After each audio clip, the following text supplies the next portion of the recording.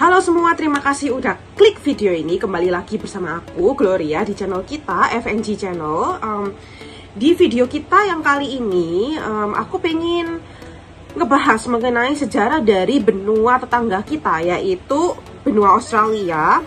Yang kita semua tahu kalau benua Australia itu ditemukan oleh orang Inggris.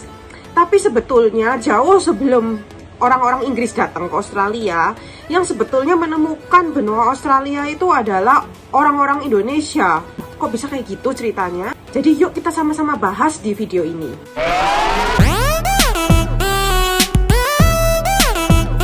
Nah, dari yang kita tahu ya, Australia itu jauh banget, ada di selatan dan kepisah dari daerah-daerah lain sejak ribuan tahun yang lalu, dikarenakan zaman es itu udah kelar dan banyak es itu yang mencair, jadi banyak daratan-daratan itu yang kepisah oleh lautan. Nah, ini juga terjadi sama Australia. Jadi Australia itu jauh banget di bawah, di selatan, sehingga penduduk asli Australia, yaitu orang-orang aborigin, itu udah nggak pernah terusik dan nggak pernah ada koneksi dengan dunia luar, sampai ditemukan oleh Kapten James Cook yang merupakan seseorang yang kebangsaan Inggris di tahun 1770-an. Nah, itu kan biasanya yang kita udah ketahui. Tapi sebetulnya orang-orang Makassar, yaitu Makassar yang sekarang ini ada di Sulawesi, sering datang ke Australia kira-kira 400-an tahun yang lalu. Jadi jauh sebelum Kapten James Cook itu datang ke Australia. Jadi kayak sekitar tahun 1500-an atau 1600-an, orang-orang Makassar tuh udah datang duluan ke Australia. Biasanya dari Makassar sampai ke Australia itu memakan waktu 10 hari. Itu sampai ke itu ya, bagian utaranya Australia. Dan biasanya orang-orang Makassar tuh naik kapal khas mereka, yaitu kapal pinisi. Loh, ngapain orang-orang Makassar itu sampai jauh-jauh berlayar ke Australia? Nah, jadi orang-orang Makassar itu jauh-jauh berlayar ke Australia karena mereka itu mencari teripang atau yang biasa disebut sea cucumbers. Pada waktu itu permintaan teripang itu sangat tinggi dari Tiongkok. Jadi kerajaan yang waktu itu ada di Makassar, yaitu kerajaan Goa, mereka itu mensuplai atau menjual teripang ke Tiongkok. Akhirnya kerajaan Goa itu bersekutu dengan suku yang bernama Sama Bajo.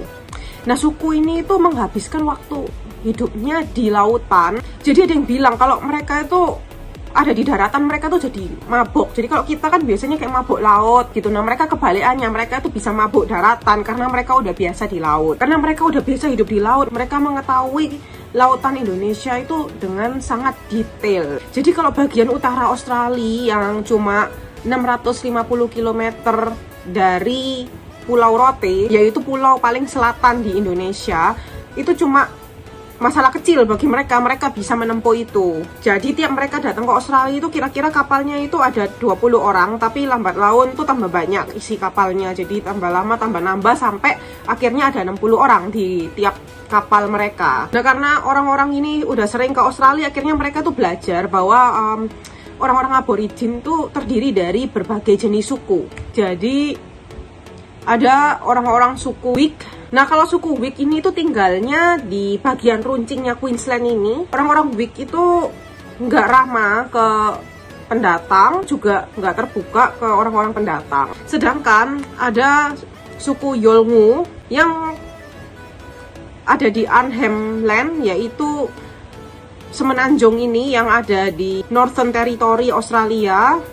Nah, orang-orang yang di daerah sini itu lebih ramah dan lebih terbuka kepada pengunjung dari luar. Jadi orang-orang Makassar tuh lebih banyak berhubungan dengan orang-orang di daerah ini, yaitu dengan suku Yolngu. Walaupun jaraknya sebetulnya hampir sama ya ke daerah Queensland sama Northern Territory, tapi mereka lebih pilih ke Northern Territory karena orang-orangnya lebih ramah. Nah, karena orang-orang Makassar ini sering datang ke Australia, jadi budaya Makassar tuh mempengaruhi budaya aborigin.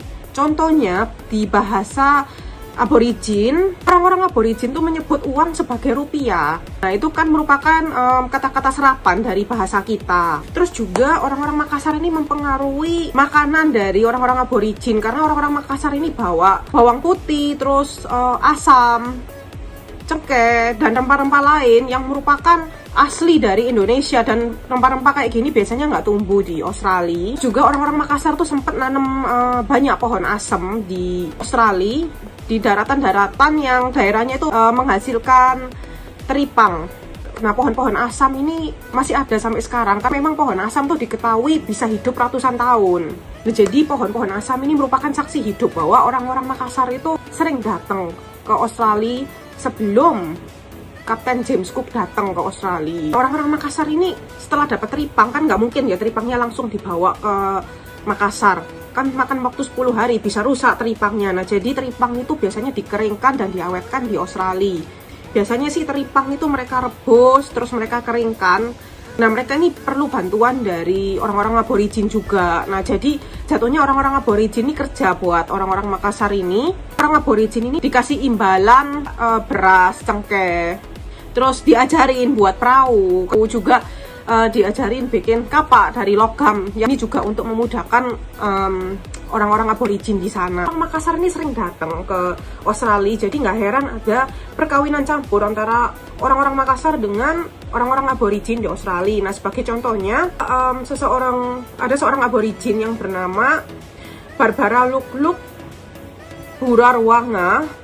Dia cerita kalau buyutnya itu married sama orang Makassar. Dan dia juga bercerita kalau dia itu punya banyak relasi dan saudara jauh di Indonesia, tepatnya di Makassar. Nah, dia itu juga membahas kakeknya. Jadi kakeknya itu sering cerita ke dia waktu pertama kali orang-orang Makassar tuh datang. Orang aborigin kan nggak pernah kontak sama dunia luar ya. Jadi orang Makassar itu kayak yang pertama kali datengin mereka. Jadi mereka kaget, dan sampai orang-orang Makassar tuh dipikir jin bukan manusia karena nggak biasa ngelihat orang yang berbeda dari mereka. Nah, cerita dari Barbara ini juga menguatkan bukti kalau orang-orang Makassar tuh memang sering datang sebelum orang-orang Inggris datang. Nah, bukti lain yang membuktikan bahwa orang Makassar ini sering datang ke Australia adalah adanya ukiran dari orang-orang aborigin. Jadi mungkin kayak prasasti gitu ya, ada kayak batu diukir sama mereka, ada gambar perahu kayak gitu.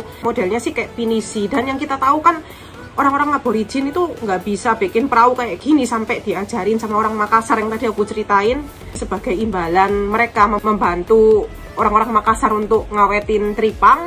Nah, batu ini itu kalau ditaruh di lab, dicek kayak dari tahun berapa. Nah, itu kira-kira batu ini tuh dari tahun 1600-an. Nah, jadi memang bener orang Makassar tuh datang ke Australia sebelum Kapten James Cook datang. Orang-orang Makassar ini masih sering datang ke Australia walaupun Kapten James Cook udah datang. Namun semua itu berhenti di tahun 1901. Karena di tahun 1901 Australia itu resmi menjadi sebuah negara persemakmuran Inggris. Australia resmi disebut Commonwealth of Australia. Nah, yang namanya negara udah pasti nguatin pertahanan laut, pertahanan udara, dan pertahanan darat. Nah, jadi orang-orang Makassar tuh nggak bisa semau-maunya masuk keluar dari perairan Australia tanpa izin. Nah, oleh karena itu orang-orang Makassar udah stop datang ke Australia.